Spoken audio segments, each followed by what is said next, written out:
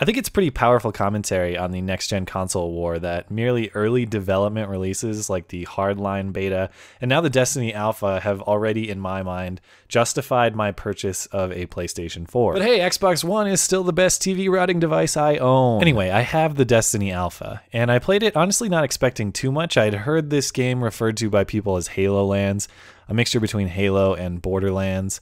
And I still don't know if people mean that to be a good thing or a bad thing, but I've learned over time never to doubt Bungie when tasked with creating a deep, imaginative, pretty, and just overall fun game. And in my experience so far, Destiny fits that pattern. On a very superficial level, yeah, this game is somewhat like Halo aesthetically. Some of the armor pieces, the vehicles, the weapons, the similar audio styles, both in sound effects and in music, these were all developed by the old Halo team. So it doesn't surprise me that they have some similarities. And I don't know anyone who thinks that the Halo franchise was ugly in presentation. I was always a fan of the bright colors and especially the sound and the musical scores. The Halo theme song is one of the all-time great game theme songs in my experience. Anyway, the superficial is really where the similarities to Halo end. I haven't played a lot of Borderlands, so I can't really draw a comparison, but when I play this game, I'm actually reminded a lot of Mass Effect, which is a great thing, because the games in that trilogy are some of my favorite games ever. Really what you're looking at with Destiny is a very deep first-person shooter full of RPG elements that I hope are going to allow for a lot of customization and a lot of different approaches to playing the game. Different character specialization and style create a lot of replayability in a single-player or cooperative product, so that's a big point of appreciation for me. Granted, my experience is limited. There are 3 available character types in this alpha, and each is only levelable up to 8, which means you're not going to unlock a lot for each character. But I do see slots for a lot of different weapon and ability customizations, and I'm hoping there's going to be a very broad selection of ways to play this game. So even though the alpha is really basic in a lot of ways, I am impressed by the offerings Bungie has provided in how you can play the game and how you can play this alpha. You can play the single player, that traditional story experience in which you navigate an open area and you choose missions you want to play from different beacons. But the alpha also has a competitive multiplayer mode called the Crucible, and you can play cooperatively as well.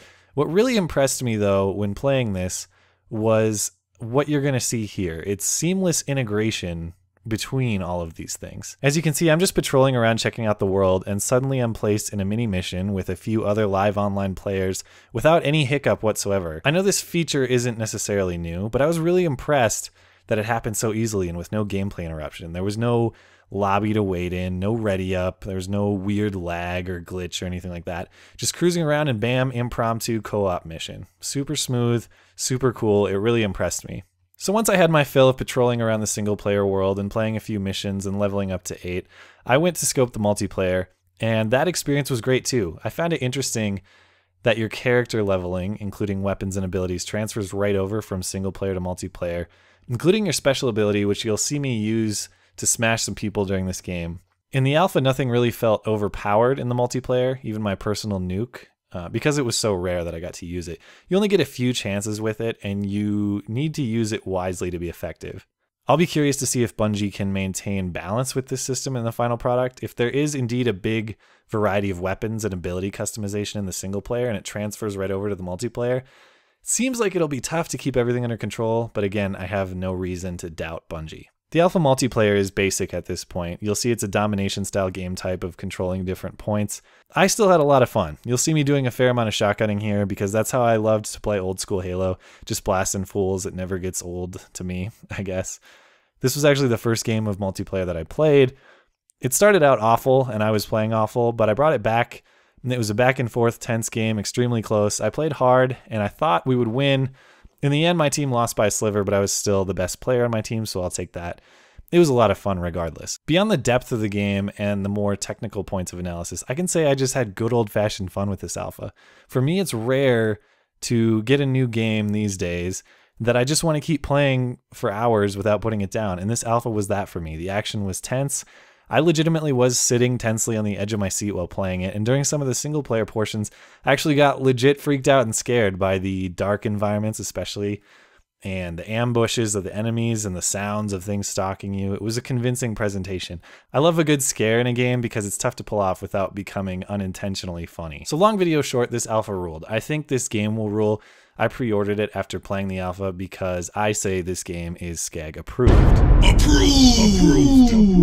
I know it might not be for everyone, and just as I qualified my analysis of Advanced Warfare in saying I think that game's gonna suck, this game quite possibly might suck too, but what I've seen is great so far, so I'd strongly urge you to consider checking this one out.